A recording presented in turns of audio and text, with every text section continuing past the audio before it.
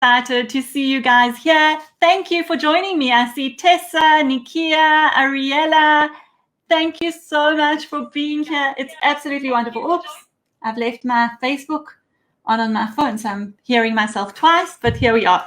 Today, we are talking about decision making. And I just want to say that I'm always so excited to be doing this Leadership Live. And every week when I come on, I'm excited to be here and to be able to have this interaction and participation with you. So please do share in the comments where you're from, where are you listening from, and how you're doing today. And if you have any questions relating to decision making, I will look at the comments and I will make sure to answer them. So please do just say hi in the comments. That always makes me feel very excited, because then I know that you're here.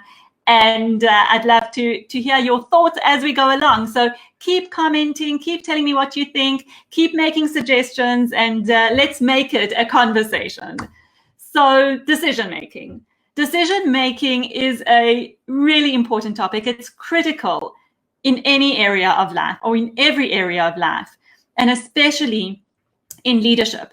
Now, in regular times, it's not easy to make decisions. And in times of crisis, it becomes even more difficult and complicated. And in fact, we are faced with even more decisions that we need to make, and even more tough decisions.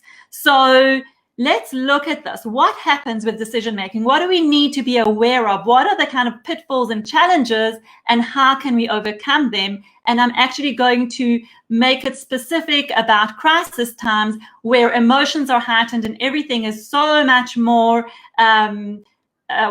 stressful or challenging.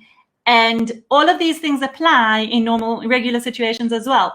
And I have to say that it's really great to see how restrictions are being loosened. We're starting to get a taste of what it's like to go back to our regular life, to seeing life on the streets, work starting up again for many of us. I know not for all of us, but for many of us, things are starting to fall into a regular routine, or more regular routine, and the whole aspect of decision making becomes critical here as well. So even in this transition phase.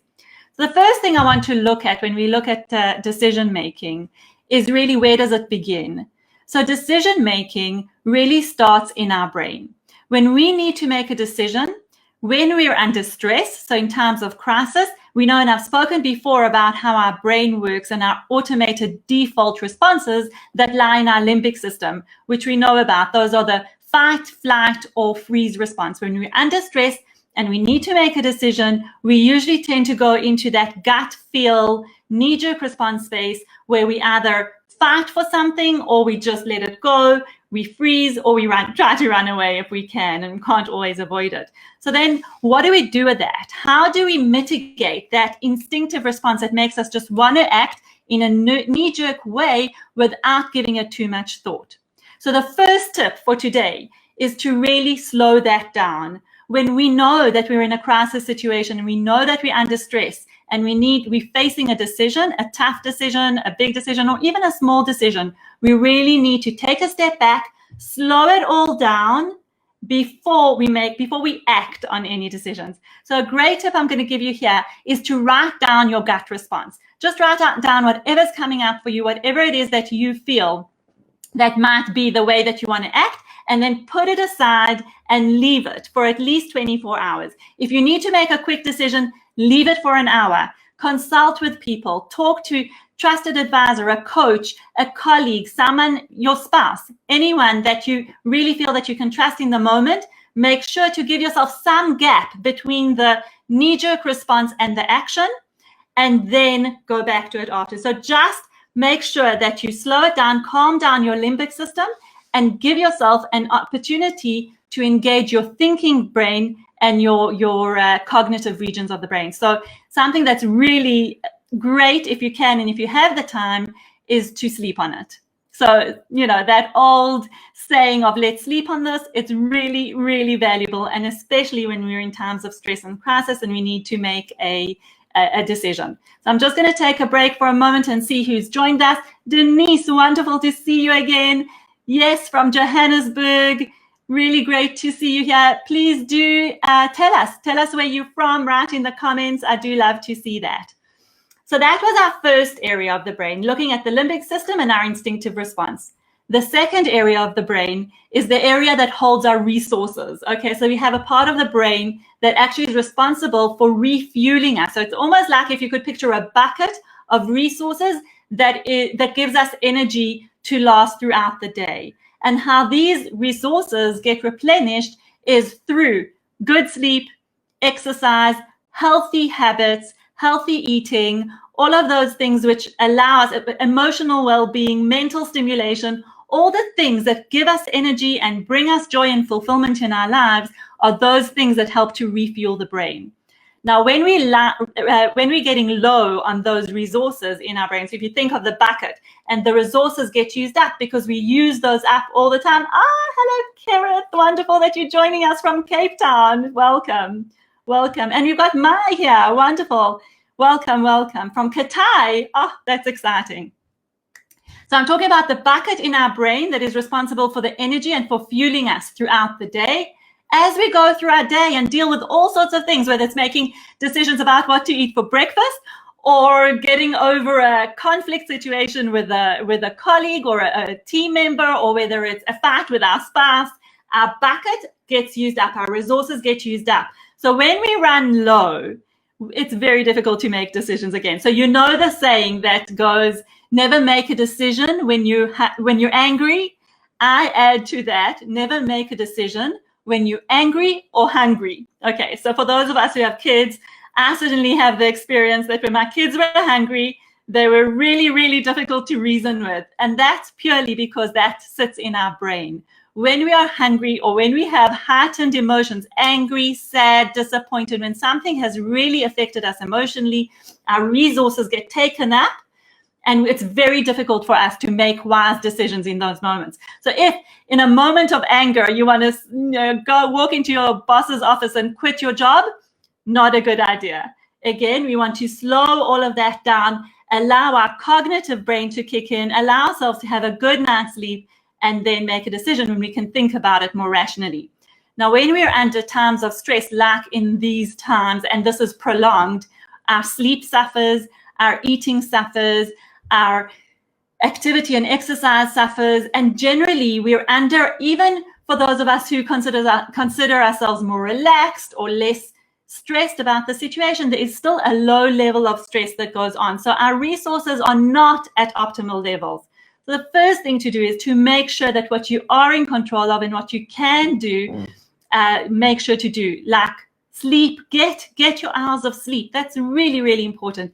Eat healthily, make sure that you're keeping a well-balanced diet and exercise. Try and keep that going, even if it's in your own garden. We saw some beautiful stories of people running marathons and ultra marathons in their back garden. Huge respect for you guys. I don't know how you did it, but people are doing that. And that's really important, to keep our energy up, to keep our brain refueled. So then when we have to make those tough decisions, we really have the resources that we need in order to keep going. And then the third element I want to talk about is something that I think many of us are familiar with, and that is analysis paralysis or even decision fatigue. Okay, I'm going to talk about those two things. So analysis paralysis, if anyone can identify with that, just give me a thumbs up. Give me a like or a thumbs up in the comments. I'd like to see. I know I'm a big one for that. I know that a lot of the clients that I work with are big ones on analysis paralysis. And certainly when we're in leadership positions and in times of crisis, we have to make so many quick decisions that we experience decision fatigue. Okay, it's just too much decisions all the time. And if I just segue here for a moment, what are the kinds of decisions leaders are making right now? They are making critical decisions about hiring policies, hiring freezes, salary cuts. I know many companies, the top executives are taking 30% salary cuts and even more sometimes. And that also means letting go of employees or putting them on furlough. Or how do you actually manage this whole situation when your revenue is down and you have a staff component that you really want to look after? Really, really big questions that are going on. Cost cutting on other levels, programs that need to be cut, incentives that need to be cut, things that just have to now be pared down, expenses that have to be pared down because there's just a lot to consider and times are tough. And then a whole big decision around the strategy and the direction of the business. A lot of businesses are having to shift their message and pivot their branding so that they can offer something different at this time, which I think is really important. So if you're in a business and you need to think about how to do things differently, think innovatively about how to pivot your message, how to reach out to your clients or even your clients' clients so that you can continue to serve in some way. Those are also critical decisions. So lots of decisions that are being made at the moment, which gets us into that analysis paralysis brain. And I can see, Kara, thanks for that thumbs up. That is definitely something we can identify with. And that is exhausting. What else? It's not only exhausting, it also keeps us stuck. Analysis paralysis means that we don't take any action. We stay in that loop or cycle of rationalizing the pros and the cons and gathering data and looking for information and speaking to 101 people.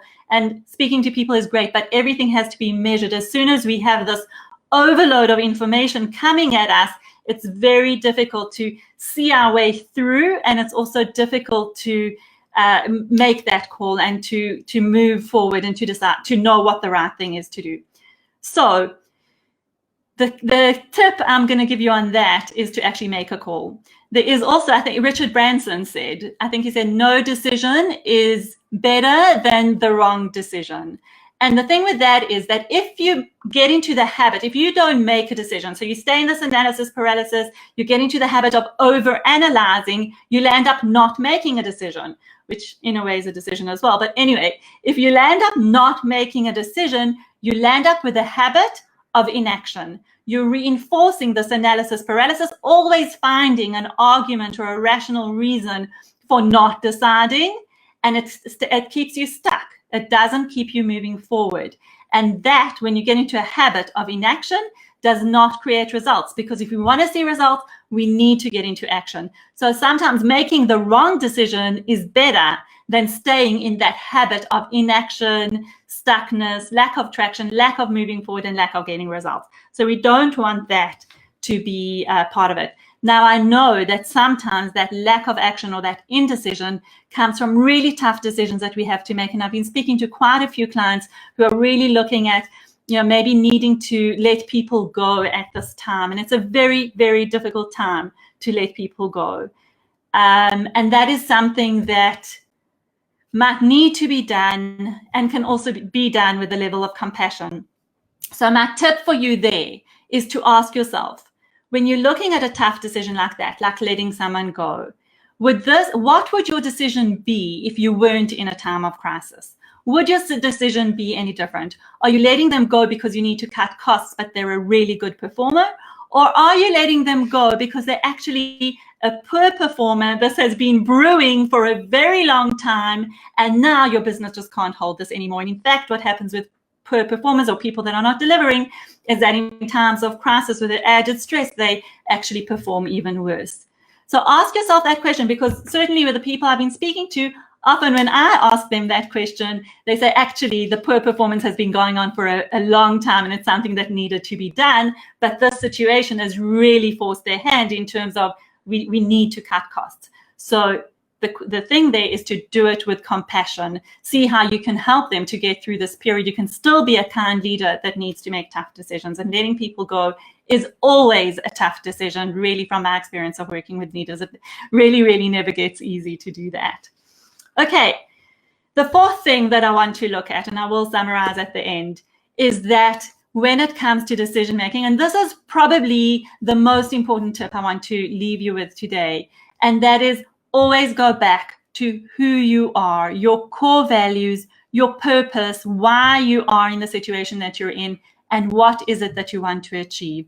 Make sure that whatever decision you make is fully aligned with who you are as a leader, what your values are, that you stay true to yourself, that you walk the talk, that you live your purpose, because that is your stake in the ground. That is your centered place where you know that when decisions come from that, they come from a place of integrity, and they will likely be the right decisions, and you'll need to take action on them. That's number 4. And number 5, I really just want to address the issue of what's happening now, as restrictions are being loosened a little bit for people, and we now need to be making a decision about going back to work, sending our children back to school, visiting the shops. Do we go as a group? Do we get together with, people socially, whether it's, I know in some places or many places you still can't, but maybe if it's going for a run with a friend or something like that, do you do that? And what I've noticed is that there's a lot of fear around that. So actually, I'll pause there for a moment and say, are you guys noticing these questions coming up? How to behave in this new normal that we're in transition at the moment, and the decisions we need to make about going out and living our life, wearing a mask, how to wear it, who to see, where to go, how far to stand. Those decisions have become new decisions in our life that we've never really had to deal with before. And the question of do we even want to go out, even if we're allowed to? So if any of you have heard these questions or are dealing with these questions yourselves, please do give me a thumbs up in the comments or in the likes, just a like. I'd love to know if you can relate to that question, because I'm certainly seeing a lot of it around me in offices as well, where certain offices in Israel have come back to work and staff members are saying they're too scared, they don't feel safe to come back to work, and they really want to continue working from home. Some schools are saying, some schools have been open and the parents are saying they don't want to send their children to school because they are feeling fearful about their safety.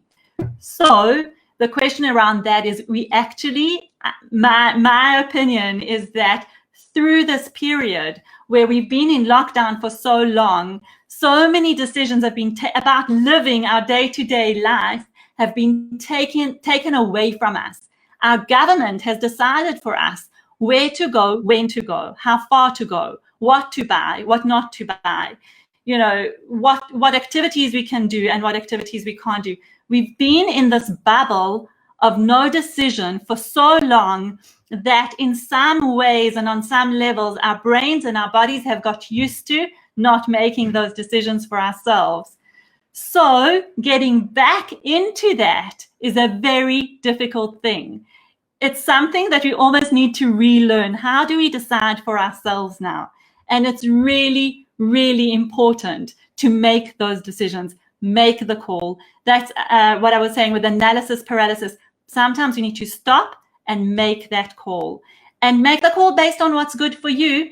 But I will remind you, my very first point about the limbic system, if you're making that decision out of fear, check in with yourself, go back to your values, go back to your centered place, do some breathing, relax yourself, and then decide what is the right thing for me and my family. And whatever it is, it's okay. So give yourself the time. I think a big lesson from this is slowing down. Don't make decisions out of fear, out of knee-jerk reactions, out of heightened emotions and stress. Make the decisions from a much more calm place, centered place, where you take a step back, slow it down, give yourself a break, a moment to reflect, and then make your decision. And Kerith, I love what you're saying. If they open schools tomorrow, my kids will be there. I'm with you on that. Absolutely. But as you say, different people have different considerations, different levels of comfort around this thing. So check in with yourself. No one can really tell you what to do. There's a point where, within the parameters of kind of what's legal and what's not, you can also decide for yourself. So let's get back into that mode of making decisions, deciding for ourselves from the right place, from our values, from our integrity. Slow it down, release some of the fear and stress, get yourself into a calm place, and making decisions. So my key tips, just some things for dealing with decision making. One thing that's really useful is to write down when you have a gut response or a knee-jerk response that could be fear-based, it could be opportunity-based. I really want to get moving again. Just write down your knee-jerk reaction, your knee-jerk decision. Write it down on a piece of paper and then set it aside. Now, depending on how long you can give yourself when you need to make the decision, if you can give yourself a bit of time, great, set that deadline. I say at least 24 hours if possible. If not, set that deadline and know that you'll come back and make a decision at that time. And in the meantime, you can talk to people, you can have a nap, You can eat some food and get replenished, or go out for a walk, get some exercise. And then you go back and see what you can do. So the key thing is write down your knee-jerk response, slow yourself down, refuel yourself, re-energize, talk to people, talk to a trusted advisor, a coach or a mentor, a colleague or a spouse, anyone that you can trust on this. Seek advice and the opinion of others, but don't overwhelm yourself with that. Give yourself a break. Ask yourself, what would you do? What would the decision be? Would it be different if this wasn't a crisis situation? And then come back to your values, to your place of center, your purpose and your vision, and then make the call at the deadline. When the deadline arrives, you make that call. And remember that making a decision, even if it's the wrong one, is better than no decision. And I'm also going to repeat, never make a decision when you're angry or when you're hungry.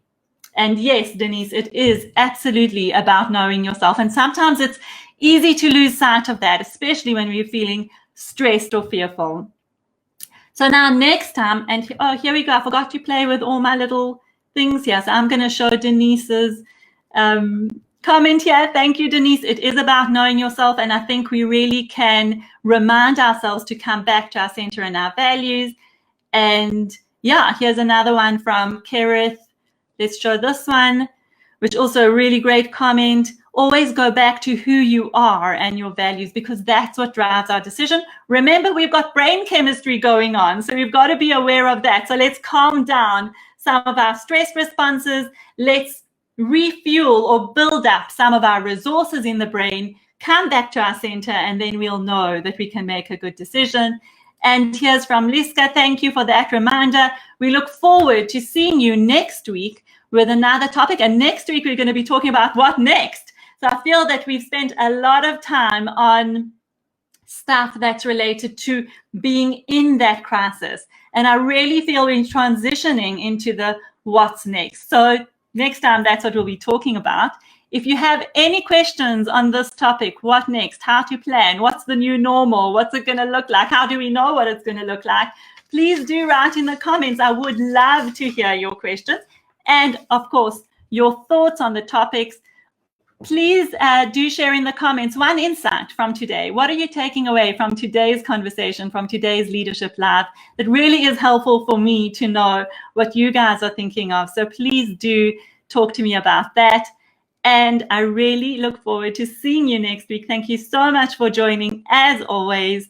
And just a pleasure to be here with you. And look at that, Daniel Sharon, really excited to see you here today, Daniel. Welcome. And I think I need to say welcome to Facebook to you as well. So awesome that you decided to join us today. Thank you, everyone. Give me a thumbs up in the comments. I'm sending a heart to everyone. I don't have my hearts thing that I had last time. Thank you. Thank you. Write your insight. I want to see those. And I do look forward to seeing you next week, as always, on Leadership Live Tuesday with our topic, which is what's next? How do we prepare and plan for the new normal? Thanks, everyone. Have a beautiful day.